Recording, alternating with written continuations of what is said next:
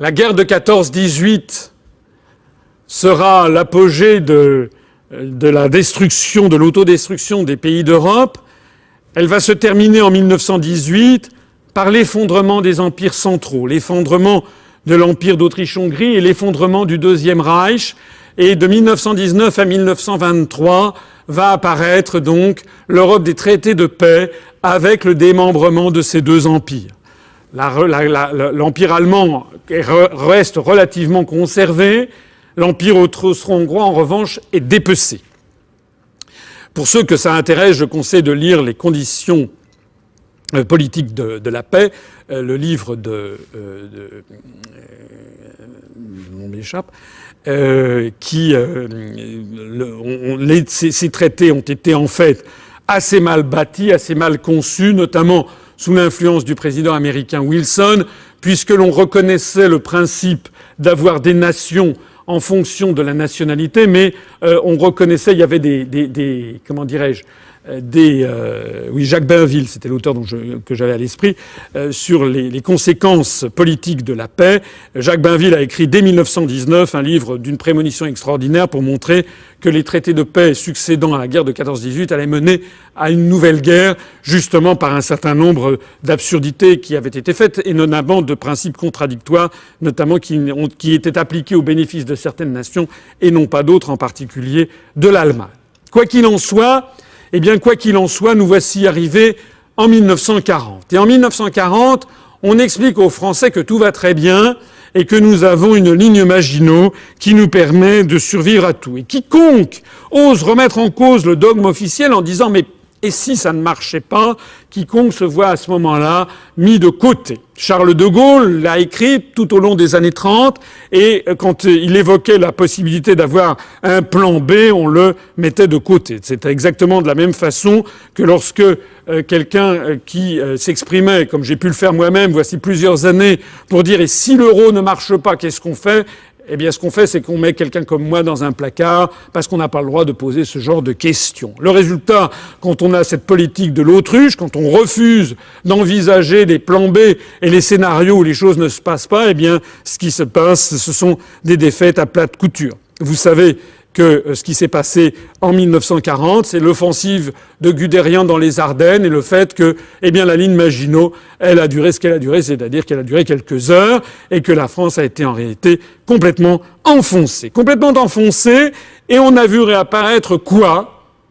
Eh bien, de nouveau, un nouvel empire avec un aigle. Décidément, l'histoire se répète sans arrêt, et je voudrais vous montrer cette extraordinaire chose. Vous vous rappelez l'orbe impérial, et voici une médaille qui est frappée à cette époque et dont vous allez découvrir qui en est en effigie. On voit l'orbe impérial sur un côté de cette médaille, et si on retourne la médaille, eh bien on voit apparaître le portrait d'Adolf Hitler, le Führer, le chef des Allemands. Une autre médaille également de cette époque est tout à fait intéressante. C'est une médaille allemande de Karl Goetz de 1940, où on voit à gauche le portrait d'Hitler et à droite on voit cette chose extraordinaire qui est un chêne avec, vous voyez, des rejets. Et ce qui est intéressant, ce sont les dates. 936, c'est l'Empire ottonien, c'est le Saint-Empire romain germanique, c'est le Premier Reich. Et puis 1871, c'est le Reich bismarckien, j'en parlais tout à l'heure, c'est lorsque Bismarck donne conseil à Guillaume Ier de proclamer l'Empire dans la Galerie des Glaces. Et puis, 1940, c'est Adolf Hitler qui baptise son régime le Troisième Reich hitlérien. Qu'est-ce qu'il faut en tirer? Il faut en tirer comme conséquence que c'est la volonté impériale qui est la source des guerres. La principale source des guerres, elle ne vient pas des nations, comme on veut toujours nous le dire. C'est plus compliqué que ça. Ça vient d'une nation qui, d'un seul coup, décide de se muer en un empire, décide d'un seul coup d'imposer sa loi aux autres nations.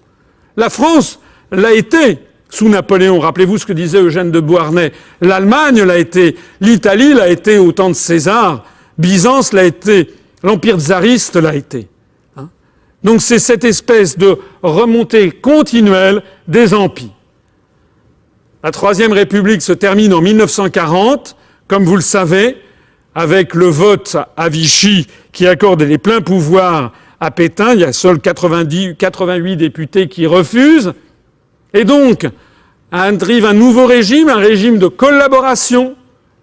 Et ô merveille de l'héraldique, voici ce qui arrive avec le nouveau régime. C'est l'État français de 1940-1944, le drapeau personnel de Pétain, avec une francisque et des étoiles d'or.